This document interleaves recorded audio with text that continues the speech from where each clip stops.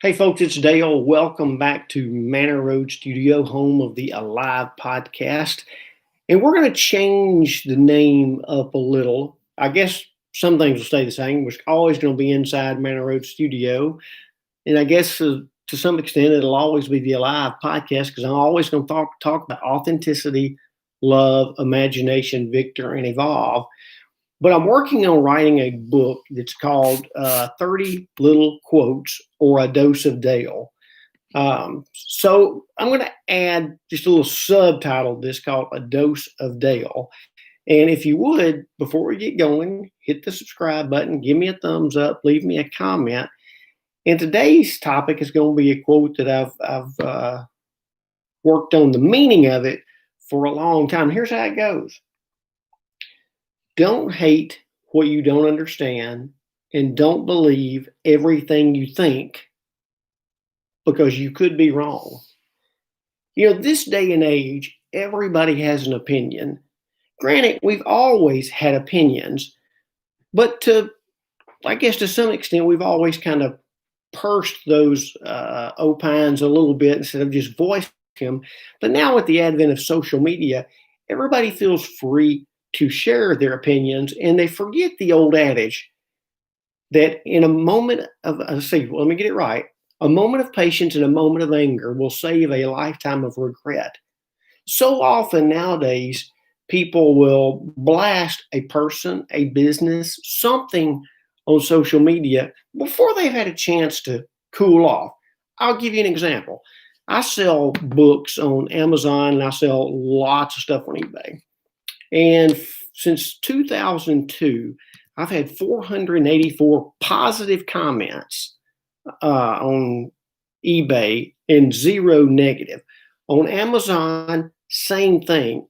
Up until last week, I had a person leave me a review.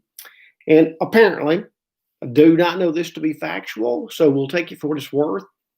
This particular book I sent, apparently there's a volume 1 and a volume 2, and I misstated which one I sent, and the person got the one that they did not order. Granted, my fault, I own it, but this was her response. Worst thing that's ever happened to me. I can't believe how terrible this customer service was. And I'm thinking, wow, that one book, based on what she wrote, not only ruined her day, it probably ruined her week, her month. Hell, it may have even ruined her year. Worst thing that's ever happened. Now, do you think sometimes we embellish how we feel just a little bit? Kind of like the old fish story. The fish was this long, but then it was this long, then this long. Before you know it, it was a 6-foot fish, when in reality it was about a 8 or 9 inch, maybe a half a pounder. Which that's human nature. I get it. But I don't think what people understand is why we should taste our words before we spit them out. Our words matter. And when somebody's sitting before us, our inflection and our tone can matter as much or more than our words. But when we're reading something on a screen, we have no idea the mood or the inflection the person reading this is affected. So think about that.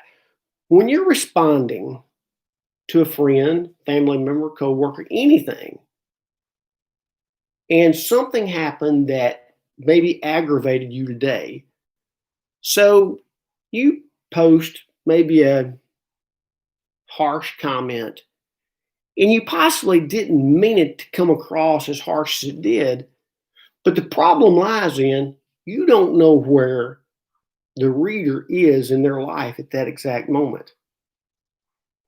That might have been the one thing that they had opened up their Facebook or whatever social media platform they were on to search for hope and inspiration. But what they found was more letdowns, more cut downs. And it was simply because we didn't have a moment of patience and a moment of anger. It's pretty powerful, if you ask me. I don't think very many people realize the power their words have, negative or positive. Everyone likes to have, let's say it's a text. Yesterday, I had a friend of mine having a procedure done at Vanderbilt. So I simply texted him and said, "Hey, man, thinking about you. Hope everything goes well today. Please let me know how it turns out." It took me maybe 15 seconds to write that, but the impact is far reaching. Now, I've been on Facebook now since '08, so that's 12 years. And I would ask you to verify what I'm about to say. My name is Dale Childress. That's my Facebook profile handle, whatever the heck you want to call it. But to my knowledge, I've never written one negative post on social media. Now you could say, "Oh yeah, but that's you." Well, it can be you too. It can be anybody. I just figured that I need to step back a minute when I'm about to post something. And now I've sent messages back and forth to people that I've disagreed, and we've had some friendly debates, maybe even arguments. But that was in Messenger on text message. Never was it public. But the more I've lived, the older I've got, and I guess the more my cancer has become terminal, I've come to realize that the way I see the world isn't the way the world really is.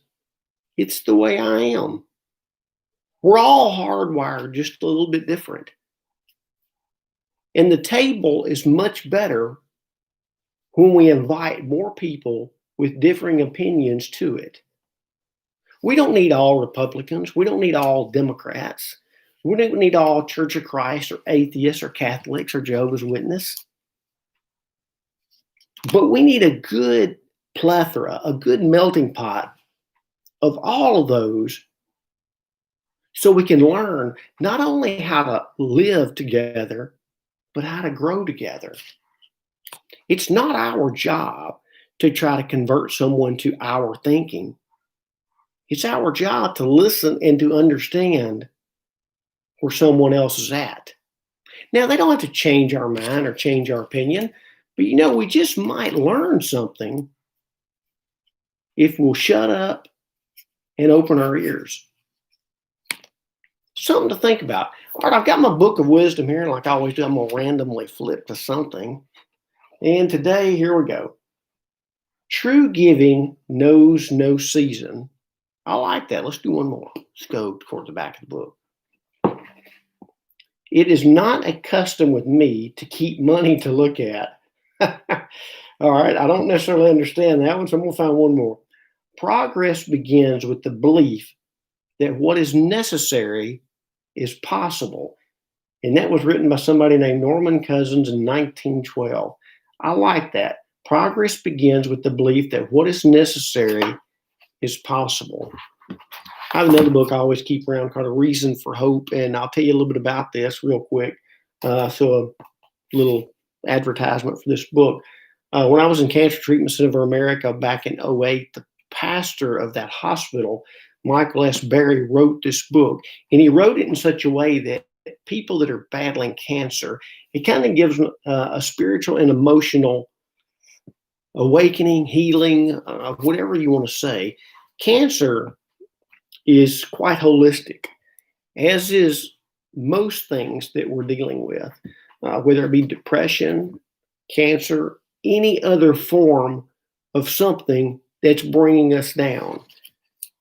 And holistically, we can heal together. But the only way we can do that is when we'll shut up long enough to allow others to talk and open our mind enough to allow love to guide the way. When we do that, our authentic self will rise to the top. Love will emanate from us. Our imagination can go places it hadn't gone in years. And our victim mentality will go to victor mentality. And we will evolve into the person we always needed to be, but never knew how to get there. That's your dose of Dale for today. I really would appreciate it to subscribe to this. Give me a thumbs up. find me on Facebook, leave me a message here, share it with your family and friends. My goal, as always, is to do this on a daily basis. Doesn't always work out that way, but my plan is right now to be back tomorrow with another dose of something, hopefully, that'll help you in your life.